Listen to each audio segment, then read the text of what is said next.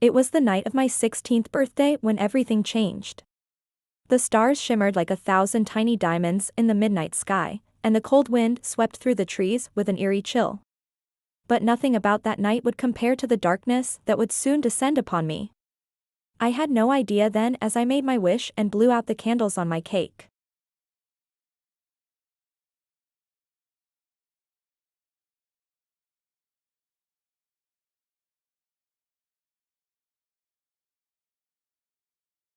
On my 16th birthday, my grandmother, who was as old as the forest itself, took me aside, her hands shaking as she pressed a small velvet pouch into my palm. "Wear this on the night of your birthday," she whispered, her voice heavy with something I couldn't name. "And remember, you are destined for more than you think." I was confused but didn't question her. My grandmother, a woman of few words, had always been a mystery. She had told me many stories over the years, but one in particular stood out, the tale of the vampire prince who ruled over the land of shadows, a being both feared and revered. His heart, they said, was made of ice, and he would never fall in love, until one day, he met a girl whose blood called to him, a girl who was destined to be his bride. I had always thought it was just a story, until that night. As the full moon rose high above the forest, something stirred in the air. The winds began to howl, the trees creaking as though whispering secrets. That's when I saw him. He was standing at the edge of the forest, just outside the circle of light cast by our cottage. Tall, dark, and impossibly handsome, with eyes like molten gold that seemed to burn into my soul. His skin was as pale as death, and his dark hair cascaded down his back like a river of shadows. A cloak of deep crimson fluttered around him, making him appear almost otherworldly, like a figure out of a dream or a nightmare. "Are you Alara?" His voice was a low, seductive growl, sending a shiver down my spine. I nodded, too stunned to speak. "I am Lucian," he continued, stepping forward. "I've been waiting for you."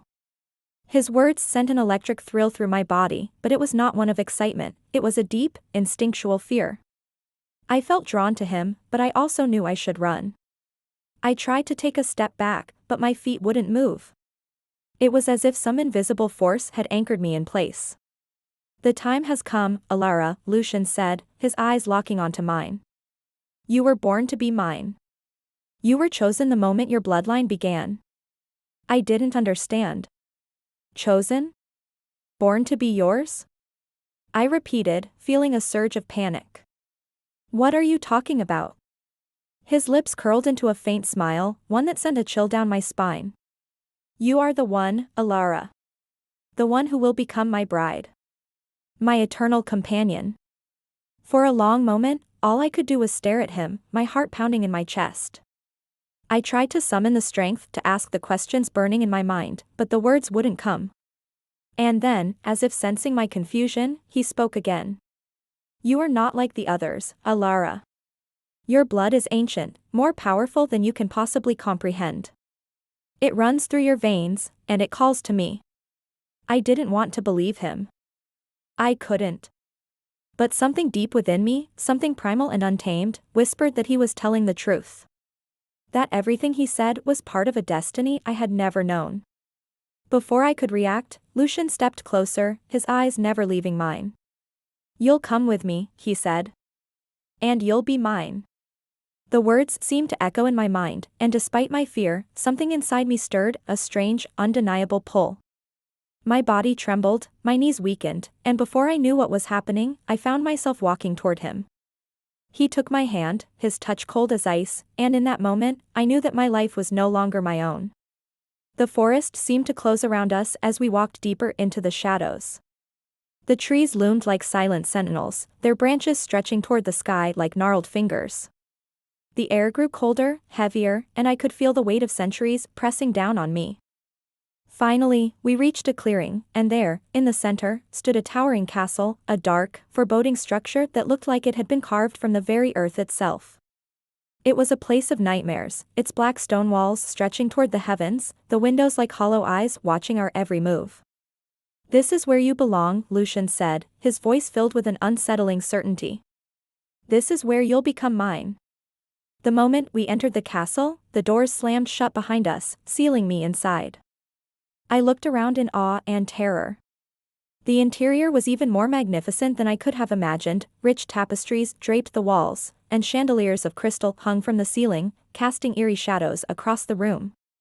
The air smelled of ancient wood and roses, but there was something else, something metallic, lurking beneath. Lucian led me through the corridors, his presence both comforting and terrifying at once. He was unlike anyone I had ever met, cold, calculating, and yet, there was something in his gaze that seemed to soften when he looked at me, something that made my heart ache in a way I couldn't explain.